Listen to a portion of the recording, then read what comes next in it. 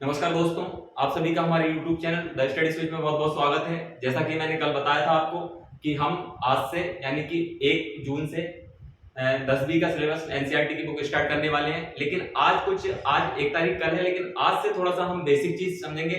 जैसा हमारा पहला चैप्टर है रियल नंबर यानी कि वास्तविक संख्याएं, तो हम वास्तविक संख्याएं हमने जितने भी हम नंबर पढ़ते हैं तो वो सारे नंबर जो है वो वास्तविक संख्या के अंतर्गत आते हैं।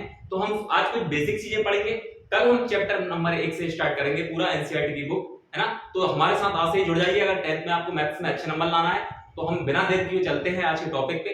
तो देखिए जरा रियल नंबर क्या होते हैं। बेसिक चीज, अगर आपको छोटी छोटी चीजें नहीं आएंगी तो आप बड़े बड़े सवाल नहीं कर पाओगे। इसलिए गणित में सबसे ज्यादा जरूरी है कि आपको बेसिक चीजें आना चाहिए। बेसिक चीजें आना चाहिए, बिल्कुल ही पता होना चाहिए कि कौन सी संख्या सम है, कौन सी विषम है, कौन से नेचुरल नंबर है ना, कौन से आपके प्राइम नंबर है, कंपोजिट नंबर है। तो ये सारे नंबर हम आज पढ़ने वाले हैं, ताकि आपको, अगर आज आपने ठीक तरीके से पढ़ लिया ये वास्तविक संख्याएं क्या होती हैं, तो मैं आपसे वादा करता हूं कि जीवन भर, चाहे अभी तो आप 10वीं क्लास में पढ़ रहे हैं, लेकिन आप जब कॉम्पिटिटिव एग्जाम की तैयारी करेंगे तो तब भी आपको यही नंबर देखने को मिलेंगे। इसलिए बेहतर ये होगा कि आप जब वहां भी आपको पढ़ना पड़े तो इससे अच्छी बात यह है कि आप यहीं उसको ऐसा पढ़ लो कि वहां आपको पढ़ने की आवश्यकता ना पड़े। तो कई बार हमारे साथ भी होता था ये कि हम भी 10वीं और जब 9वीं 10वीं में पढ़ आए, लेकिन हमें यही पता नहीं होता था कि सही से, या तो सही से पढ़ाया नहीं गया या हमने सही से पढ़ा नहीं, ताकि हमें भी पता नहीं होता था कि कौन सी जो संख्याएं होती हैं वो प्राकृतिक संख्याएं होती है, कहां से स्टार्ट होती है ना, वास्तविक संख्याएं क्या है और आपकी काल्पनिक संख्याएं क्या है ना, इमेजिनरी नंबर जिन्हें हम बोलते हैं। तो बहुत सारी चीजें ऐसी थी जो दिमाग में उस समय नहीं घुसी, लेकिन फिर भी 10 साल बाद भी उसी चीज को पढ़ना है तो ये बड़ी मूर्खता है। समय पे अगर उसको सही से पढ़ लिया जाए तो बार बार पढ़ने की आवश्यकता नहीं। इसलिए मैं कहता हूं आप आज 10वीं में है तो अच्छे से बिल्कुल एकदम बिल्कुल चीजें समझ कर पढ़िए, ताकि आपको जब भी आप कॉम्पिटिटिव एग्जाम की तैयारी करें तो थोड़ा आपको सिर्फ रिवाइज करने की आवश्यकता पड़े और याद आ जाए, अच्छा वास्तविक संख्याएं क्या होती है ना, काल्पनिक संख्याएं क्या होती है और आपके कॉम्प्लेक्स नंबर क्या होते हैं। ये सारे नंबर जो है वो 10वीं में भी है और पढ़ना पड़ता है आपको, तो अभी पढ़ लें उससे, ताकि आपको फिर आगे उससे प्रॉब्लम ना हो। तो देखिए हम देखते हैं जो आपका फर्स्ट चैप्टर है जो 10th में, तो वो और एक चीज और ध्यान रखिए कि गणित में हमेशा जब तक हम बेसिक चीजें हमें पता नहीं होती तो हम आगे की जब जो सवाल सॉल्व करते हैं उनमें बड़ी दिक्कत आती है कि कभी पूछ लिया जाए अब आभाज्य संख्या क्या है, तो हमें ये आभाज्य संख्या का पता नहीं होगा तो हम आगे सवाल कैसे करेंगे, है ना। तो इसलिए आप बेसिक चीजें पता होना चाहिए, बिल्कुल जीरो लेवल से हम स्टार्ट करने वाले हैं आज से। तो देखिए जरा मैं बात करूं आपके पहले चैप्टर की, तो जो पहला चैप्टर आपका है फर्स्ट चैप्टर, वो आपका है वास्तविक संख्याएं, है ना।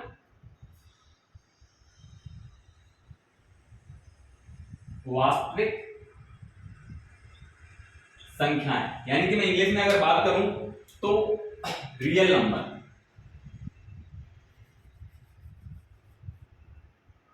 कौन सा है? रियल नंबर आपका।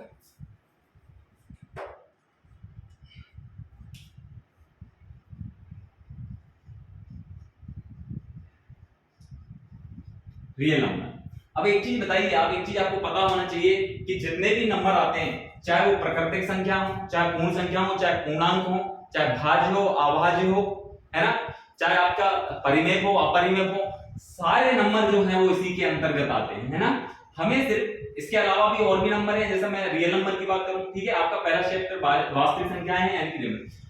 अब देखिए आप जरा, मैं आपको यहां से पढ़ना चालू करेंगे हम रियल नंबर से, तो आपको बता दूं जितने भी हम नंबर है, एक रियल नंबर है, दूसरा आपका इसको हम वास्तविक संख्या बोलते हैं हिंदी में, दूसरा आपका जो नंबर पढ़ने वाले हैं वो आपका अवास्तविक संख्या है।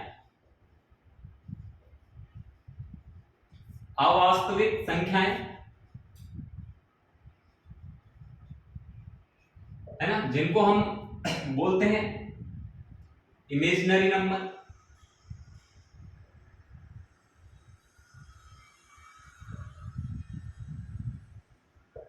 और एक और है आपका, उसे दोनों का ही मिक्स रूप है, जिसे सम्मिश्र संख्याएं भी बोलते हैं। क्या क्या बोलते हैं?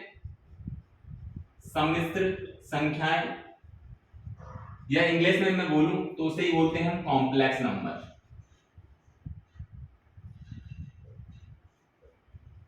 ठीक है, तो ये सारे, बस इसके अलावा गणित में जो नंबर है वो इतने ही हैं। कौन कौन सी? एक तो आपका जो पहला चैप्टर है रियल नंबर पहला, दूसरा आपका अवास्तविक संख्या, ये वास्तविक हो गई, तो ये अवास्तविक यानी कि इमेजिनरी नंबर, और तीसरा जो आपके सम्मिश्र संख्या यानी कि इनका ही जो मिक्स रूप है वास्तविक और वास्तविक संख्या और अवास्तविक संख्याओं को जोड़ दिया घटा दिया जाए तो वही क्या सम्मिश्र संख्याएं यानी कि कॉम्प्लेक्स नंबर बन जाते हैं। लेकिन एक चीज ध्यान रखिए, आपको सिर्फ रियल नंबर के विषय में नहीं पढ़ना है, ये आपके सिलेबस में नहीं है ना। आगे आपके 12th में पढ़ना पड़ेगा, तब पढ़ लेंगे हम। अभी आपको ज्यादा लोड लेने की आवश्यकता नहीं है, तो आपका अभी क्या है, रियल नंबर ही आपको अभी सिर्फ पढ़ना है ना। तो मैं अगर आपको बड़े सीखना है तो बिल्कुल बेसिक चीजें आपको पता होना चाहिए। मैंने पहले भी कई बार बोल चुका हूं और अब भी बोलता हूं कि आपको बिल्कुल बेसिक चीजें पता होना चाहिए, तो आप बिल्कुल ध्यान से पढ़ें। और गणित में अगर आपको अच्छा रिजल्ट चाहिए, 95 100 नंबर भी चाहिए, तो आज से ही हमारे साथ जुड़ जाएं, बिल्कुल बेसिक पढ़ेंगे, है ना। अगर आप कोचिंग भी करते हैं तो ठीक है, और नहीं भी आप करते हैं तो भी आपको कोई प्रॉब्लम नहीं आएगी, ये मेरा वादा है। देखिए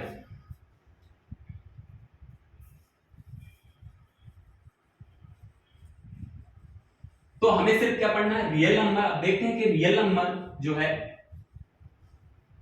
चैप्टर फर्स्ट आपका है ना,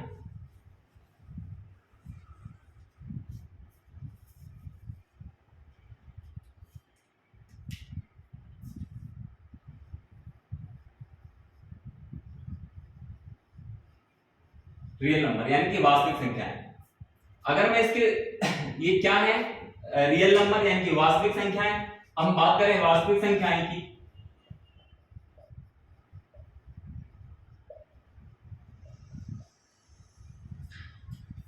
तो मैं वास्तविक संख्याओं की बात करूं तो वह संख्याएं जिनको हम सीधी रेखा पर दर्शा सकते हैं, यानी कि सीधी लाइन पर दर्शा सकते हैं, वह सारी वास्तविक संख्याएं हैं। और दूसरा आप अगर देखेंगे तो जो वास्तविक संख्याएं हैं वो परिमेय और अपरिमेय संख्याओं का ही सेट है ना। कौन कौन सी संख्याओं का, एक तो आपका वही परिमेय संख्या और एक आपकी अपरिमेय संख्या, ठीक है। यानी कि अगर मैं बात करूं रैशनल नंबर और इरेशनल नंबर, ठीक है। रैशनल और इरेशनल नंबर का ही सेट जो है वो क्या है, रियल नंबर है। तो अब आपको ये देखना होगा कि परिमेय और काफी इंपोर्टेंट है ये भी, है ना। आपका कभी पीछे नहीं छोड़ेगा ये चैप्टर भी, परिमेय और परिमेय संख्या क्या होती है, इसलिए आप बड़े आज ध्यान से पढ़ लें ताकि आपको आगे प्रॉब्लम ना हो। देखिए तो जो परिमेय संख्या और अपरिमेय संख्या का ही जो सेट है वही क्या है, आपका रियल नंबर है। तो रियल नंबर में कौन कौन सी संख्या आ सकती है, मैं थोड़ा सा आपको एग्जांपल बता दूं। तो जैसे बस हर एक वो संख्या रियल नंबर है जो आप लिखते हैं, जो आप अभी जानते हैं, जिसके वजह से मैं आपने पढ़ रखा है, वो सारे ही नंबर क्या है, रियल नंबर के अंतर्गत आते हैं। बस सिर्फ वो जो अवास्तविक संख्याएं हैं कि रूट के अंदर मैंने 5 लिख दिया है, रूट के अंदर 4 तो बाहर आ जाएगा। जैसे रूट के अंदर मैंने लिख दिया 3, तो ये जो काल्पनिक संख्या है ये इमेजिनरी नंबर है, यही नहीं होगा। बाकी जो भी संख्याएं आप लिखेंगे वो क्या जाएंगे, रियल नंबर के अंतर्गत आएंगे। चाहे आप 0.25 लिख दो, है ना, चाहे आप 1/2 लिख दो, है ना, चाहे आप 3/5 लिख दो, चाहे -25 लिख दो, है ना। ये सारे नंबर ही क्या है, आपके रियल नंबर है। 6/5 लिख दो, माइनस में लिख दो 3/2, 0 लिख दो, है ना, पॉजिटिव नेगेटिव, है ना, py की फॉर्म में लिख दो, है ना, पाई लिख दो, आप √3 लिख दो। रूट के अंदर भी लिख सकते हो आप, बस शर्त ये है कि रूट के अंदर माइनस में, अगर आपने रूट के अंदर माइनस लिख दिया तो वो क्या है, रियल नंबर नहीं है, वो क्या हो जाएंगे, मतलब इमेजिनरी नंबर हो जाएंगे। ऐसी संख्याओं की सिर्फ कल्पना की जा सकती है, ऐसे नंबर कोई से नहीं होते। तो ये सारे नंबर आप देख पा रहे होंगे ये रियल नंबर के अंतर्गत आते हैं ना। अब हम पढ़ेंगे कि परिमेय संख्या वो क्या होती है ना, परिमेय और अपरिमेय संख्याएं। तो देखिए ऐसी संख्याएं जिन्हें हम py के रूप में लिख सकते हैं, इसकी शर्त यही है कि py की फॉर्म में लिख दो आप, और जो Q है वो नॉट इक्वल टू जीरो, यानी कि जो Q है आपका वो जीरो नहीं होना चाहिए, यानी कि हम इसको अंश बटे हर कहेंगे, तो जो हर है आपका वो जीरो नहीं होना चाहिए। तो ये सारी संख्याएं क्या होती, परिमेय संख्याएं होती है। अब देखिए जरा कौन कौन सी संख्याओं को हम लिख सकते हैं। तो एक चीज बताइए आप, जैसे अब 3/2 लिख दिया मैंने, तो ये तो P/Q की फॉर्म में है ना, ये आपका P हो गया और ये आपका Q हो गया, ठीक है। तो ये तो P/Q की फॉर्म में है ना। अब जैसे मैंने लिखा 5, तो आप कह रहे हो कि ये P/Q की फॉर्म में है क्या, तो इसके नीचे एक तो लिख सकता हूं मैं, है ना, हम एक लिख सकते हैं। तो ये भी क्या हो गया, ये P हो गया आपका और ये आपका Q हो गया, नहीं तो इसको भी हम P/Q की फॉर्म में लिखते हैं। माइनस भी हो सकते हैं, माइनस भी 1/2 हो सकता है, माइनस 3/2 हो सकता है, और क्या हो सकते हैं देखिए जरा, परिमेय संख्या की बात कर रहे हैं। और देखिए जरा जैसे 0.25, ये क्या परिमेय संख्या है क्या, हाँ है, क्योंकि इसको भी हम P/Q की फॉर्म में लिख सकते हैं। देखिए कैसे जरा, तो देखिए आप जरा, जैसे मैंने यहां से दशमलव हटाया तो नीचे कितने अंक बाद दशमलव है, तो नीचे जीरो आ जाएगी एक, तो ये 25/100, तो ये क्या हुआ आपका, ये P हुआ और ये Q हुआ। तो यानी कि इसको भी हम P/Q की फॉर्म में लिख पा रहे हैं। और देखिए जरा, तो ये सारे अंक चाहे माइनस हो, जीरो सबसे बड़ी बात आती है, हाँ जीरो भी क्या है, जीरो भी जो है वो क्या है आपकी एक परिमेय संख्या है, यानी कि आपका रैशनल नंबर है। क्यों, क्योंकि इसके नीचे एक मान लो, तो ये क्या हो गया P और ये क्या हो गया Q आपका, तो इसको भी हम P/Q की फॉर्म में लिख पा रहे हैं। अब हाँ जीरो नीचे नहीं होना चाहिए, अगर ये आ जाता है जैसे 1/0 हो जाता तो ये जो है वो परिमेय संख्या नहीं है ना, ये अनडिफाइंड है ना, 1/0, तो ये परिमेय संख्या आपकी नहीं है। हाँ ऊपर 0 1 1, तो ये क्या है आपकी परिमेय संख्या है। और देखिए जरा और क्या क्या आ सकता है,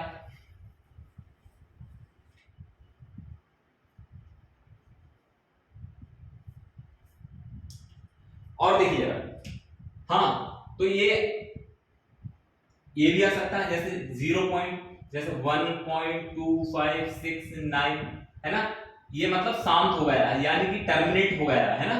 तो ये भी आप इसको भी लिख सकते हो, कैसे लिख सकते हो देखिए जरा, कितने दशमलव का कितने अंक है, 1 2 3 4, 4 है, तो आप क्या लिख सकते हो इसको, 4 अंक हैं तो 4 0 2 2 4, ये भी P/Q की फॉर्म में लिख पा रहे हैं। यानी कि हर एक वो संख्या जो P/Q की फॉर्म में जिसको आप लिख पा रहे हैं वह क्या है आपका रैशनल नंबर है, यानी कि क्या है परिमेय संख्या है। अब बात ये आती है कि और भी कोई नंबर हो सकता है कि P/Q की फॉर्म में जिसे हम लिख पा रहे हैं, हाँ तो देखिए जरा, जो रिपीटिंग डेसिमल है, यानी कि रिपीट जो रिपीट हो रहा है, यानी कि आप और देखिए जरा,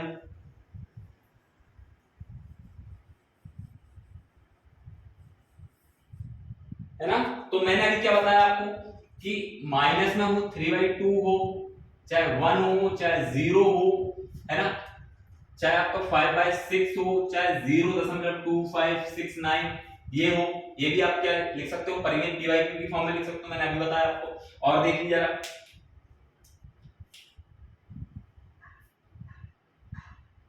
√25 है ना, जो पूर्ण संख्या हो जिसका वर्ग रूट निकलता हो, है ना, इसका 5 आएगा तो 5/1 लिख सकते हो, ये भी P/Q की फॉर्म में हो गया। इसको भी लिख सकते हो आप 0.625, ये भी आप लिख सकते हो, क्योंकि आपको पता है इसको क्या लिख सकते हो आप 625/1000 P/Q की फॉर्म में लिख पा रहे हैं आप इसको भी। और देखिए जरा, हाँ अब इंपॉर्टेंट चीज क्या है कि और क्या लिख सकते हैं आप, तो देखिए जैसे हमने कहा अभी ये जो है वो खत्म ही नहीं हो रहा आपका, लेकिन चूंकि ये आप रिपीट हो रहा है, धीरे धीरे धीरे रिपीट हो रहा है, खत्म तो नहीं हो रहा है, यानी कि टर्मिनेट तो नहीं हो रहा, but terminate not terminate but repeat, है ना, यानी कि ये टर्मिनेट नहीं हो रहा है लेकिन रिपीट हो रहा है ना। तो इस पे भी हम राइटरिंग लगा के इसको भी, यानी कि हम इस पे बार लगा के इसको भी हम क्या कर सकते हैं P/Q की फॉर्म में लिख सकते हैं। क्यों लिख सकते हैं वो देखिए जरा, देखिए जरा, अगर मैं इसको x मान लूं, मैं बेसिक भी बताऊंगा आपको, वैसे तो शॉर्ट तरीका है इसको P/Q, लेकिन अगर मैं इसको x मान लूं, है ना, तो ये तो चल रहा है ना, तो हम दोनों साइड से कितनी संख्या रिपीट हो रही है आपकी, तो आपने कहा एक संख्या, तो हम 10 से गुणा कर सकते हैं दोनों साइड, तो इधर किया तो ये 10x हो गया, इधर करेंगे हम तो क्या हो जाएगा, ये 0.33 चल रहा है ये तो, है ना।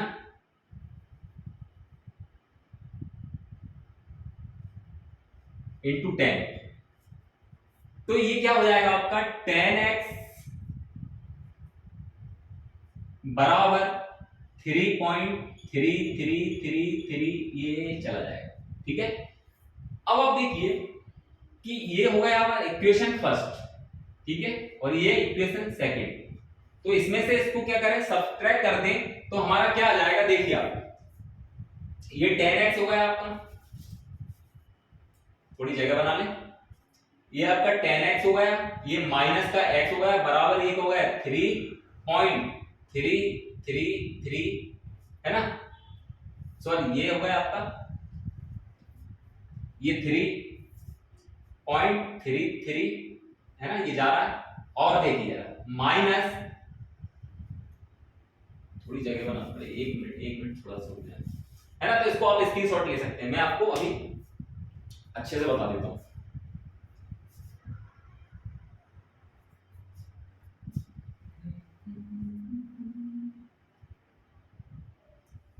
तो देखिए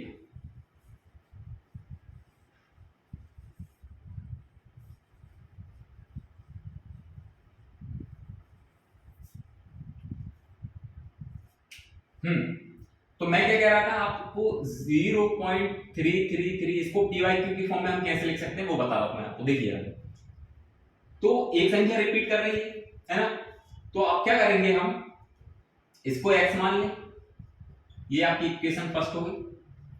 इसमें 10 से मल्टीप्लाई करना था दोनों साइड, तो दोनों साइड क्यों करते हैं, देखिए कोई मतलब, इसलिए हम क्या कर देते हैं 10 से दोनों साइड। तो ये होगा 10x आपका, और ये होगा आपका 0.3333, ये चल रहा है, और ये क्या होगा आपका 10 से हमने कर दिया, तो ये क्या होगा आपका 10x बराबर 3.333, ये आपकी इक्वेशन सेकंड। अब इक्वेशन फर्स्ट और इक्वेशन सेकंड को आप सब्ट्रैक्ट कर दें, तो देखिए जरा, तो क्या हो जाएगा आपका, ये 10x माइनस x बराबर ये हो जाएगा आपका 3.333, ये चल रहा है, और इसको माइनस करते हैं हम इसको फर्स्ट इक्वेशन को, तो ये हो जाएगा 0.3333, ये भी चल रहा है, ठीक है। तो आपका यहां से क्या आ जाएगा 9x बराबर, अब ये इसमें से ये चला जाएगा, क्या बचा 3 बचा, तो x बराबर क्या जाएगा 3/9। तो आप देख पा रहे होंगे, इसको भी आप क्या लिख सकते हो 3.3/9 को भी क्या लिख सकते हो आप pyq की फॉर्म में। इसलिए जो भी रिपीटिंग डेसिमल है, यानी कि नॉट टर्मिनेट वर्ड रिपीट हो रहा है, उसको भी आप pyq की फॉर्म में लिख पा रहे हैं। तो ये सारी संख्याएं हमने देखी, वो क्या है परिमेय संख्याएं। आई होप आपको समझ में आ गई कि परिमेय संख्याएं क्या होती हैं, है ना। इससे बस इतनी संख्या हम परिमेय संख्याएं के अंतर्गत आती हैं, जिनको हम क्या कर सकते हैं pyq की फॉर्म में लिख पा रहे हैं अगर, तो वह सारी क्या है परिमेय संख्याएं, है ना। तो आप कितना ध्यान रखना, जिस संख्या को आप pyq की फॉर्म में लिख पा रहे हैं, है ना, वह सारी संख्या क्या है परिमेय संख्याएं, यानी कि रैशनल नंबर है ना। तो मैंने ये भी बता दिया, बड़ा इंपॉर्टेंट है ये, है ना। आपको इतना करने की आवश्यकता नहीं। आपने देखिए कोई संख्या रिपीट हो रही है तो क्या करो, जैसे ये तो है, और एग्जांपल देखिए आप, ये तो एक संख्या रिपीट हो रही थी, अगर दो संख्या कोई रिपीट होती है तो देखिए जरा, जैसे 0.121212 ये रिपीट हो रही है, तो क्या करेंगे, अब कितनी संख्या रिपीट हो रही है उसकी आप ब्रैकेट लगा ले उसके ऊपर, मतलब उसके ऊपर बार लगा ले, तो दो संख्या हो रही है ना। तो आप क्या लिख सकते हैं, इसको डायरेक्ट आप लिख सकते हैं कि जैसे हमने देखा था एक संख्या रिपीट हो रही थी तो नीचे 9 वन टाइम आया था, इस बार क्या हो जाएगा 12/99, इसको भी आप pyq की फॉर्म में लिख पा रहे हैं, है ना। तो आई होप आपको समझ में ये आ गया होगा। अब बात करते हैं हम इरेशनल नंबर की, यानी कि अपरिमेय संख्याएं क्या होती हैं। अब ये तो परिमेय संख्या देखिए, तो अपरिमेय संख्या क्या है, जिनको हम pyq की फॉर्म में नहीं लिख पा रहे हैं, फिर क्या है, सीधी सी बात इसके अपोजिट हो जाएगा कि जिन संख्याओं को हम pyq की फॉर्म में नहीं लिख पा रहे हैं, वह संख्या क्या है, अपरिमेय संख्या है। तो देखिए अब मैं बात करूं हम किसको नहीं लिख सकते pyq की फॉर्म में, तो देखिए जरा, जैसे √2, √5, √3, पाई, यूलर नंबर, है ना, गोल्डन नंबर आपका, ये जितने भी सिंबल है या मैं बात करूं तो ये क्या है कि वैल्यू जो है वो खत्म नहीं हो रही, यानी कि टर्मिनेट नहीं हो रही और ना ही रिपीट हो रही है, तो उसको क्या हम py की फॉर्म में नहीं लिख सकते। अब देखिए जरा, जैसे मैं बात करूं √2 है, जैसे बात करूं √2 है, तो इसकी वैल्यू जब निकालेंगे आप तो क्या आ जाएगी 1.414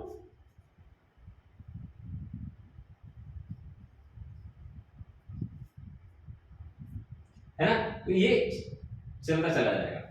ठीक है, जैसे √3 की बात करूं तो कितने आएगी 1.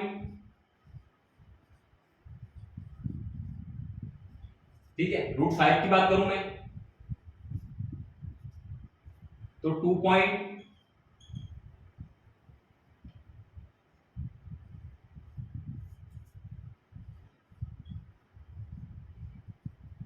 है ना, ये पाई की बात करूं मैं तो क्या हो जाएगी 3.141।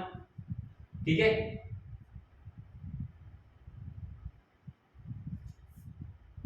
ये क्या हो रही है, ये टर्मिनेट नहीं हो रही, चलती जा रही है ना। अब बताइए आप मुझे कि इसको जो है हम py की फॉर्म में कैसे लिख सकते हैं, क्योंकि ये तो टर्मिनेट ही नहीं हो रही, यानी कि अच्छा एक चीज होता है, इसको ही हम बोलते हैं शांत, मतलब शांत नहीं हो रही यानी कि टर्मिनेट नहीं हो रही है, तो इसको हम py की फॉर्म में कैसे लिख सकते हैं। अब कितनी जीरो लगाएंगे नीचे आपको पता नहीं, तो ये सारी जो संख्या है वो क्या है, जो टर्मिनेट नहीं कर रही हैं वो क्या है, सारी अपरिमेय संख्या है, जिनको हम py की फॉर्म में नहीं लिख पा रहे हैं, वे क्या है आपकी अपरिमेय संख्या है। तो मैंने एग्जांपल भी बताया आपको √2 √3 √5 पाई, जो क्या है इनकी क्या है, ये जो है वो टर्मिनेट नहीं हो रही है, इसलिए ये क्या है py की फॉर्म में इनको नहीं लिख पा रहे हैं, तो ये क्या होगी आपकी अपरिमेय संख्या है। ठीक है, चलते हैं आगे, तो स्क्रीनशॉट ले सकते हैं आप।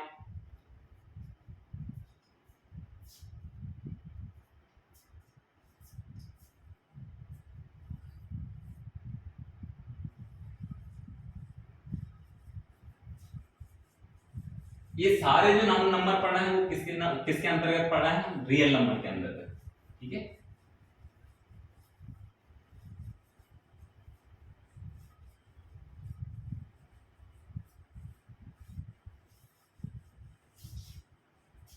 दो दो करके हम नंबर पढ़ेंगे। हमने अभी देखा है रैशनल और इरेशनल नंबर, आपके अच्छे से समझ में आ गए होंगे आपको।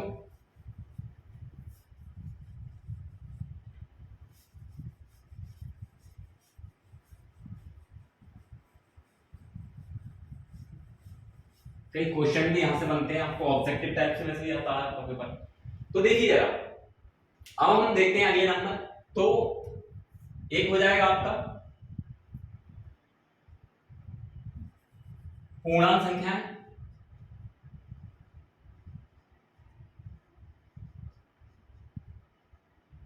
इसको ही हम बोलते हैं इंटीजर नंबर।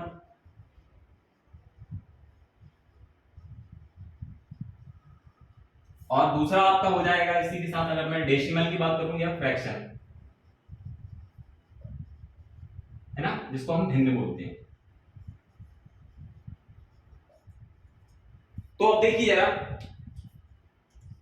दो दो करके हम पढ़ेंगे। तो देखिए जरा, पूर्णांक संख्याओं की मैं बात करूं तो पूर्णांक संख्या क्या है, जैसे मैं आपको बताऊं तो नेगेटिव नंबर हो जाएंगे, जैसे आप नंबर लाइन से बताता हूं आपको,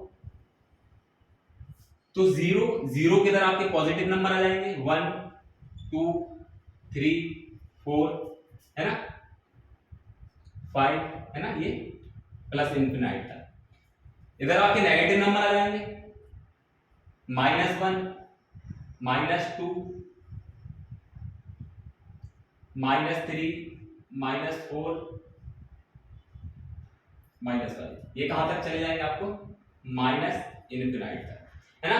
तो इंटीजर नंबर की मैं बात करूं, यानी कि पूर्णांक संख्याओं की बात करूं मैं, तो कौन कौन सी पूर्णांक संख्या, पूरा अगर नाम से ही स्पष्ट है कि पूरा पूरा नंबर, है ना, कि ये दशमलव में नहीं आएगा, जैसे 25 लिख दो, ये क्या आएगा पूरा पूरा नंबर, वही क्या है आपके पूर्णांक संख्याएं हैं। तो ये भी कितने प्रकार के हो जाते हैं, ये भी आपके 3 प्रकार के हो जाते हैं, कौन कौन से, एक तो आपका हो जाएगा,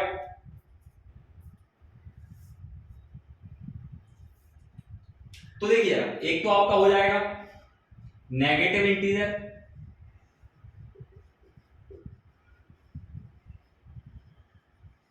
नेगेटिव इंटीजर में कौन कौन से नंबर आ जाएंगे आपको, तो देखिए जरा, है ना। और एक सबसे बड़े इसको डिनोट या रिप्रेजेंट किससे करते हैं, आई से करते हैं, तो नेगेटिव को किससे करेंगे हम, एक मिनट थोड़ा और देखिए, आप अच्छे से देखिए थोड़ा।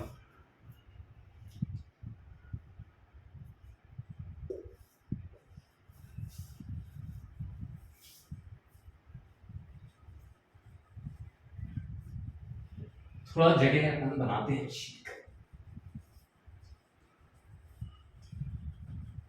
तो देखिए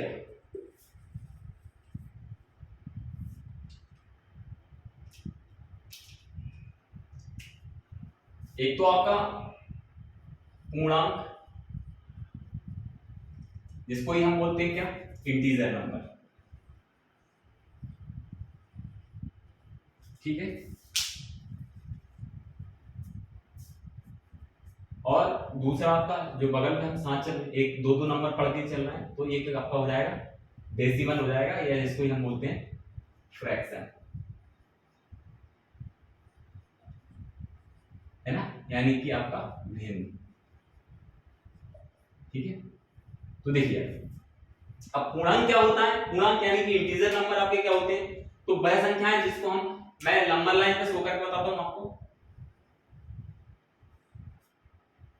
ये जीरो है, जीरो से इधर आपका पॉजिटिव नंबर हो जाएंगे 1 2 3 4 5, कहां तक चले जाएंगे, ये आपके पॉजिटिव यानी कि प्लस इंफिनिट तक। इधर नेगेटिव नंबर हो जाएंगे आपके पूरे -1 -2 -3 -4 -5, कहां तक चले जाएंगे ये आपके माइनस इंफिनिट तक, ठीक है। तो देखिए जरा इंटीजर नंबर जो है उसको हम रिप्रेजेंट, अगर मैं बात बताऊं आपको, तो इसको रिप्रेजेंट जो करते हैं आप,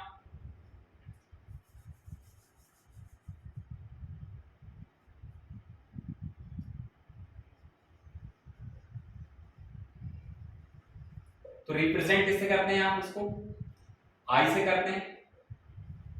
तो मैंने जैसा कि बताया आपको नंबर लाइन पे, इधर आपके पूरे जो है वो नेगेटिव नंबर हो जाएंगे, जीरो हो जाएगा, जीरो के इधर पॉजिटिव नंबर हो जाएंगे, और ये भी आपके, ठीक है, इधर भी आपके माइनस इंफिनिट तक, है ना।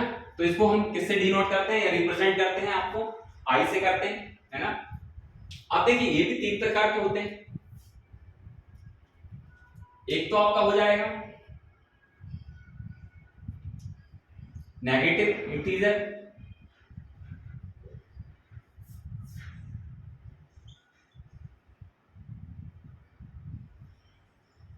ठीक है।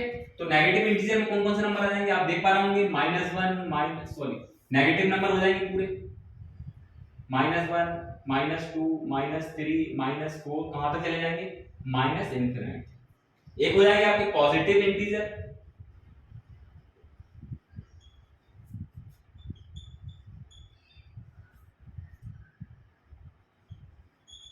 अच्छा इसको जो रिप्रेजेंट आप कर सकते हो वो किससे कर सकते हो, मैं यहां पे लिख देता हूं। अब देखिए पूरा जो आपका इनका जो सेट है वो किससे होता है, आई से, तो जो नेगेटिव है वो आपके माइनस हो जाएगा, और जो आपके पॉजिटिव है वो यहाँ पे प्लस हो जाएगा। पॉजिटिव हो जाएंगे आपके 1 2 3 4 5, कहां तक चले जाएंगे, इनफिनाइट तक, और आपका जो जीरो है वो न्यूट्रल है,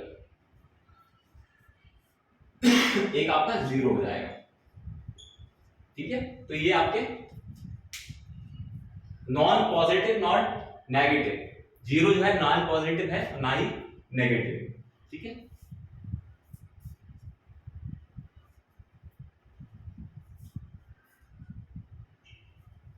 तो ये आपके इंटीजर नंबर हो गए। अब मैं फ्रैक्शन की बात करूं, तो फ्रैक्शन डेसिमल की बात करूं मैं, तो ये देखिए आप, जैसे 1/2 3/2, है ना,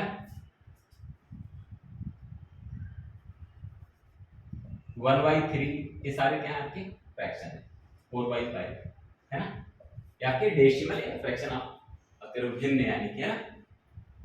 तो ये पूर्णांक और हमने फ्रैक्शन देके आपके, है ना। अच्छा इसको भी आगे पढ़ेंगे, इसमें भी हम देखो टर्मिनेट नॉन टर्मिनेट, अभी ये जैसे हम देख रहे थे इसमें भी आपको देखिए ये भी कितने प्रकार के, जैसे मैंने 1/3 लिखा, अब ये भी कैसा हो जाएगा डेसिमल, देखिए अब ये कटेगा नहीं, क्या हो जाएगा 0 3, अभी जैसे हम बात कर रहे थे, है ना, कि ये रिपीट होगा, है ना। तो रिपीट भी इसमें आ जाएगा, रिपीटिंग। और भी जैसे आप देख पा रहे होंगे 1 2 1 2 1 2, ये भी आपका है ना चलता जा रहा है, ये खत्म नहीं हो रहा है ना। तो ये भी आपके फ्रैक्शन यानी कि डेसिमल में जाएगा।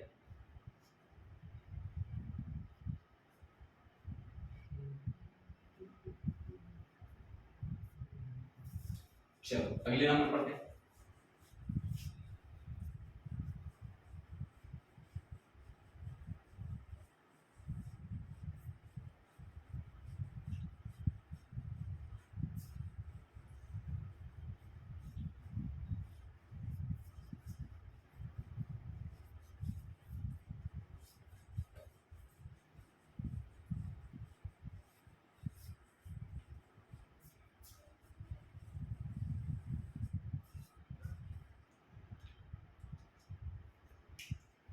होल नंबर यानी कि पूर्ण संख्याएं,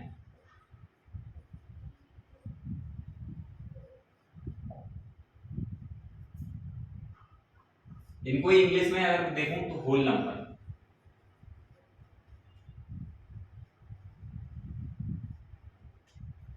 W से डिनोट करते हैं, किससे?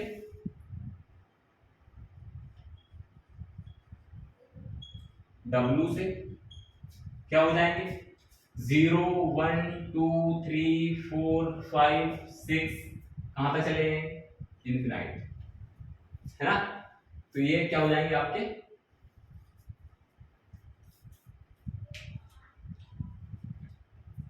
Whole number. तो देखिए कई बार क्वेश्चन आपसे कैसा पूछ लेता है कि सबसे छोटी जो है पूर्ण संख्या कौन सी है, सबसे छोटी पूर्ण संख्या, यानी कि अगर मैं बात करूं तो स्मॉलेस्ट होल नंबर कौन सा हो जाएगा आपका, 0 हो जाएगा पहला, है ना। सबसे छोटा कौन सा, वो 0। तो ये आपकी पूर्ण संख्या होगी। कहां से स्टार्ट होती है, W से डिनोट करते हैं, कहां से स्टार्ट होती है 0 1 2 3, या आप ऐसा कहें कि नेचुरल नंबर कहां से स्टार्ट होते हैं, अभी मैं बताऊंगा आपको 1 2 3 4 5 6, है ना। तो नेचुरल नंबर में अगर मैं 0 को और ऐड कर दूं तो वही क्या हो जाएंगे आपके होल नंबर हो जाएंगे, है ना।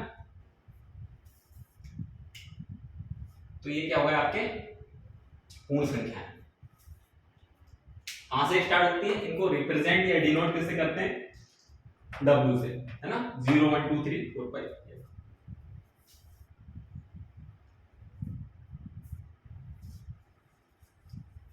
नेक्स्ट जो नंबर है हमारा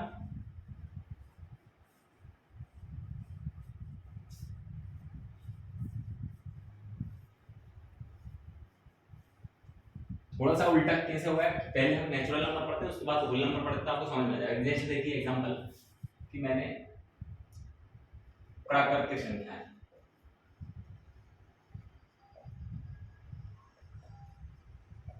है ना, यानी कि आपका नेचुरल नंबर।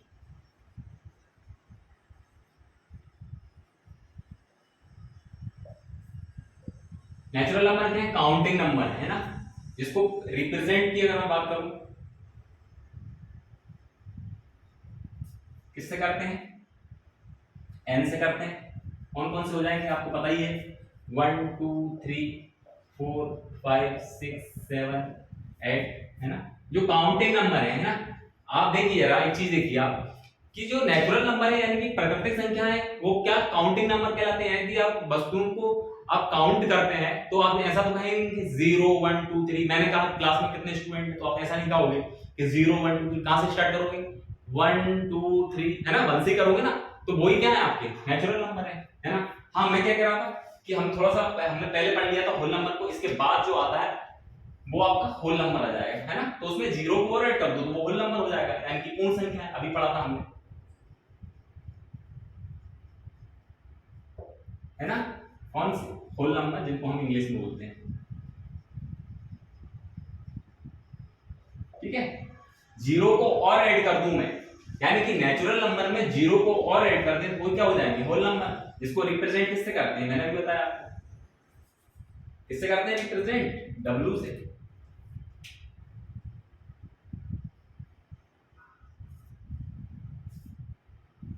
0 1 2 3 4 5 है ना। हाँ, अगर पूछ लिया जाए सबसे छोटी प्राकृतिक संख्या कौन सी है, यानी कि सबसे स्मॉलेस्ट, अगर मैं नेचुरल नंबर की बात करूं तो वो कौन सा हो जाएगा आपका 1 हो जाएगा, और सबसे स्मॉलेस्ट होल नंबर की बात करूं तो कौन सा हो जाएगा 0 हो जाएगा आपका, है ना।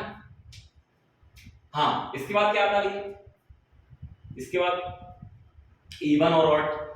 तो आपको ये समझ में आ गया ना कैसा क्वेश्चन पूछ सकता है। देखो लार्जेस्ट की हम बात इसलिए नहीं कर रहे हैं कि लार्जेस्ट कोई भी संख्या में आप निकाल नहीं पाओगे, चाहे सम हो चाहे विषम हो, चाहे आपका होल नंबर हो चाहे नेचुरल नंबर हो, है ना। लार्जेस्ट तो आपका क्या होगा, इनफिनाइट तक ही आएगा, ये तो निकाल ही नहीं सकते हम इनफिनाइट तक। सबसे बड़ा नंबर छोटा जरूर हमें पता है कि अगर नेचुरल में पूछा जाए कि स्मॉलेस्ट नेचुरल नंबर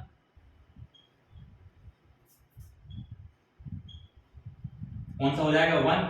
अगर पूछ लिया जाए स्मॉलेस्ट होल नंबर तो कौन सा हो जाएगा आपका 0। तो ये चीज आपको समझ में आ गई होगी अच्छे से, है ना। हमने देख लिए नेचुरल नंबर देख लिया हमने, और हमने होल नंबर देख लिए, और देखिए जरा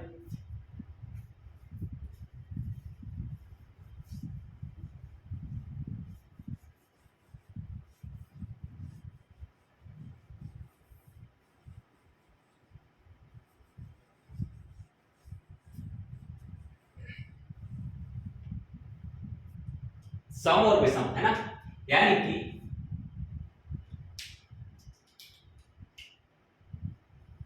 सम संख्याएं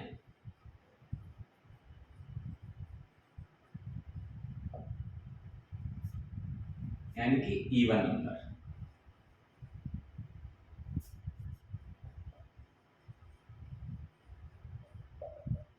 है ना। तो इवन नंबर क्या होते हैं, इनको रिप्रेजेंट किससे किया जाता है, ई से आप देख पा रहे होंगे, है ना।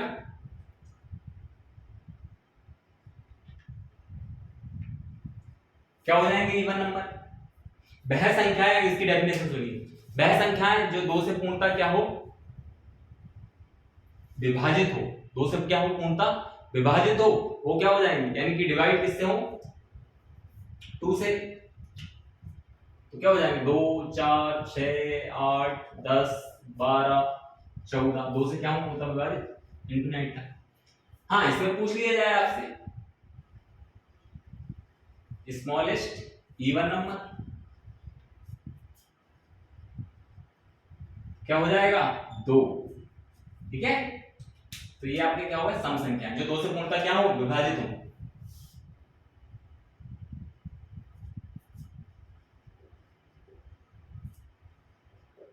डिविजिबल बाय 2, बस इतनी सी बात है। अगला देखिए, दूसरा का मैं बात करूं तो ऑड नंबर यानी कि विषम संख्याएं,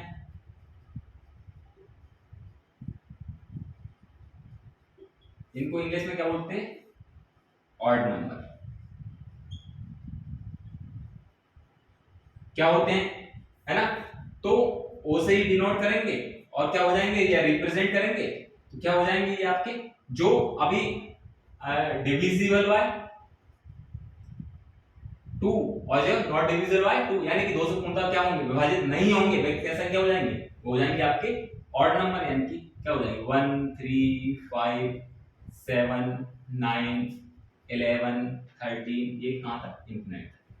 पूछ लिया जाए सबसे स्मॉलेस्ट की बात करूं, स्मॉलेस्ट ऑड नंबर तो क्या हो जाएगा,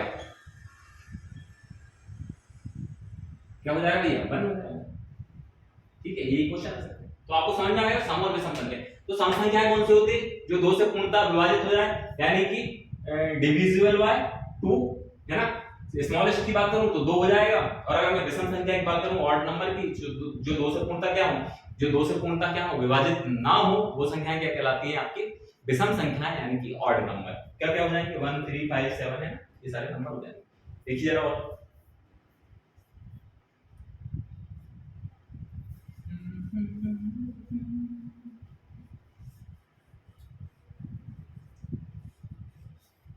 अब इंपोर्टेंट नंबर आने वाले हैं भैया। इंपोर्टेंट तो सभी है, लेकिन फिर जब कॉम्पिटिटिव एग्जाम की तैयारी करेंगे आप तो वो ज्यादा पूछे जाते हैं।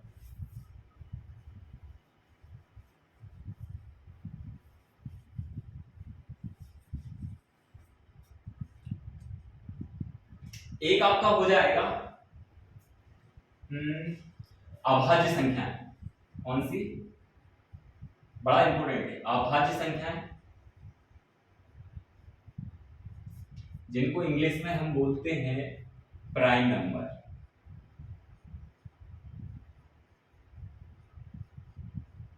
प्राइम नंबर्स, ठीक है। तो भैया पी से रिप्रेजेंट करेंगे और कौन कौन से हो जाएंगे? अब देखिए इनकी परिभाषा क्या है। ऐसी संख्याएं जो एक और स्वयं से क्या हो, एक और स्वयं से क्या हो, पूर्णतः विभाजित हो, वह संख्याएं क्या कहलाती हैं? आपके अभाज्य संख्या कहलाती हैं। या आप सीधी सीधी भाषा में सुनिए और इसकी अगर सही परिभाषा की मैं बात करूं बिल्कुल, तो वो क्या हो जाएंगी कि केवल और केवल दो फैक्टर, है ना, और वो भी कौन से? डिफरेंट टू फैक्टर जिस संख्या पे होंगे वो संख्या क्या हो जाएंगी? आपकी प्राइम नंबर यानी कि अभाज्य संख्या है। कहां से स्टार्ट होती है भैया? तो एक जो है वो ना तो आपका भाज्य है और ना ही अभाज्य है, क्योंकि देखिए जरा मैं पहले आपको बता दूं रिप्रेजेंट कैसे करते हैं पी से। तो कौन कौन से हो जाएंगे आपकी? 2 3 5 7 11 13 17 19 23 ऐसे ऐसे ये चली जाएंगे। ठीक है, अब देखिए मैं बात कर रहा हूं एक क्यों नहीं लिया, आपके दिमाग में ये आ रहा होगा। तो देखिए एक जो है मैंने क्या कहा अभी डेफिनेशन में कि जिसके केवल और केवल क्या हो? दो फैक्टर हो, है ना, और क्या हो? दो गुणनखंड हो। तो इसके जो दो गुणनखंड आप देख रहा हूं, एक तो स्वयं एक हो गया, एक तो मैंने क्या बोला जो स्वयं से, स्वयं और एक से कटे।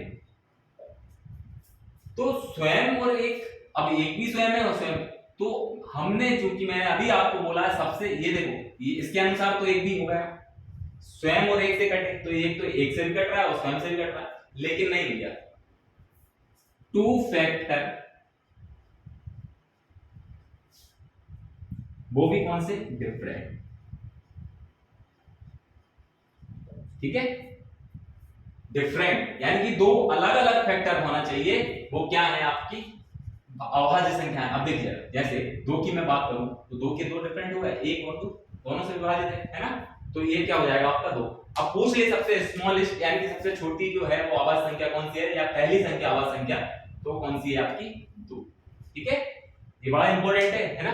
तो अभाज्य संख्याएं कौन सी होती हैं? जिनके केवल और केवल ना तो दो से कम ना दो से ज्यादा फैक्टर हो, वो कौन सी है?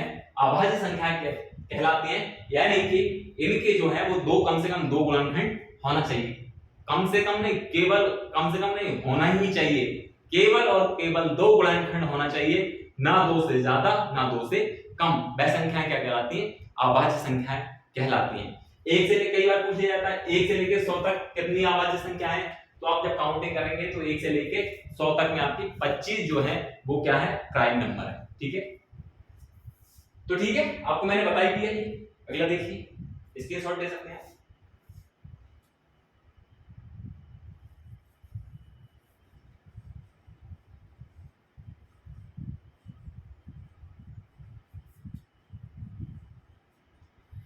अब देखिए इसी का दूसरा कौन सा हो जाएगा आपका? भाज्य, भाज्य संख्या। इंग्लिश में क्या बोलेंगे इसको? Composite number. क्या होती है भैया? तो देखिए हम इसकी बात कर रहे थे अभाज्य संख्याओं की बात, तो केवल और केवल दो गुणनखंड होना चाहिए। इसमें यह है कि एक और स्वयं के अलावा, इसकी डेफिनेशन सुनिए जरा, भाज्य संख्याएं क्या होती है, कंपोजिट नंबर क्या होते हैं, कंपोजिट नंबर क्या होते हैं, कंपोजिट नंबर। तो देखिए जिनके एक और स्वयं को छोड़कर एक गुणनखंड यानी कि एक फैक्टर और होना चाहिए, वह संख्याएं क्या होती हैं? आपकी भाज्य संख्याएं कहलाती हैं। यानी कि अगर मैं बात करूं तो सी से इसको रिप्रेजेंट किया जाता है और कौन से हो जाएंगे वो देख लिया। एक तो ना मैंने बताया, एक तो ना भाज्य है और ना ही अभाज्य है। नॉन तो एक जो है ना तो भाज्य में आता है ना अभाज्य में, क्या हो जाएगा ये 3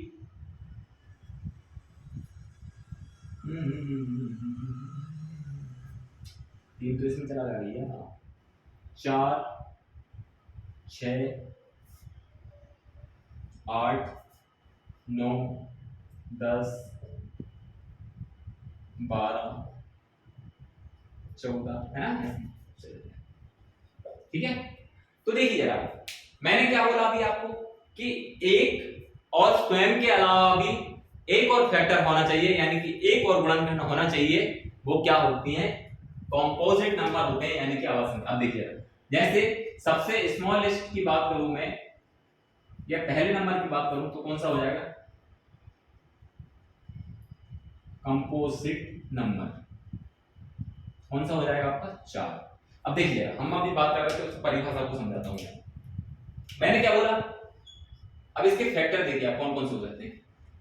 एक तो एक है और स्वयं तो होता ही है हर संख्या का, लेकिन उसके अलावा भी एक और फैक्टर होना चाहिए, यानी कि एक और आपका क्या होना चाहिए, गुणनखंड होना चाहिए। तो आप ये देखिए आपका इसका क्या है 2 भी है ना, तो ये क्या हो जाएगा, ये हो जाएंगे आपकी कंपोजिट नंबर यानी कि भाज्य संख्या। तो आई होप आपको रियल नंबर के अंतर्गत आने वाली मैंने सारी संख्याओं की विषय में चर्चा की, परिमेय हो अपरिमेय हो है ना, पूर्णांक हो भिन्न हो, आपका पूर्ण संख्या हो प्राकृतिक संख्या हो, सम हो विषम हो, भाज्य हो अभाज्य हो, है ना। यानी कि ये सारी संख्याएं जो हैं वो रियल नंबर के अंतर्गत आती हैं। अगर आप इनको अच्छे से, मैंने आपको पढ़ाया, अगर अच्छे से एक बार और आप रिवीजन कर लेंगे तो कभी भी आपको किसी भी प्रकार की दिक्कत नहीं आएगी। इनसे क्वेश्चन कौन से आ सकते हैं, आपको समझने का तरीका भी मैंने बता दिया है कि कौन सी संख्याएं पूर्णांक कहलाती हैं, कौन सी संख्या पूर्ण संख्याएं हैं, कौन सी नेचुरल नंबर यानी कि प्राकृतिक संख्या है, कौन से अभाज्य संख्या यानी कि प्राइम नंबर है, कौन से आपके भाज्य संख्या यानी कि कंपोजिट नंबर है ना। इवन ऑड भी बता दिए मैंने, है ना, इंटीजर भी बता दिया आपको और फ्रैक्शन भी बता दिए। तो सारी जो संख्याएं मैंने बात की थी आपके जो फर्स्ट चैप्टर है 10th क्लास का एनसीईआरटी का कि रियल नंबर, तो ये सारे जो नंबर हैं वो आपके रियल नंबर के अंतर्गत ही आते हैं, है ना। यानी कि रियल नंबर का जो मैप कहते हैं हम कि रियल नंबर के अंतर्गत ये सारे नंबर आते हैं। तो हमने आज उनको अच्छे से देख लिया। आई होप कल मिलेंगे हम चैप्टर फर्स्ट यानी कि रियल नंबर जो आपका है उसके आपका क्वेश्चन करेंगे, है ना, प्रश्नावली करेंगे। तब तक के लिए धन्यवाद। जय हिंद, जय भारत, नमस्कार दोस्तों।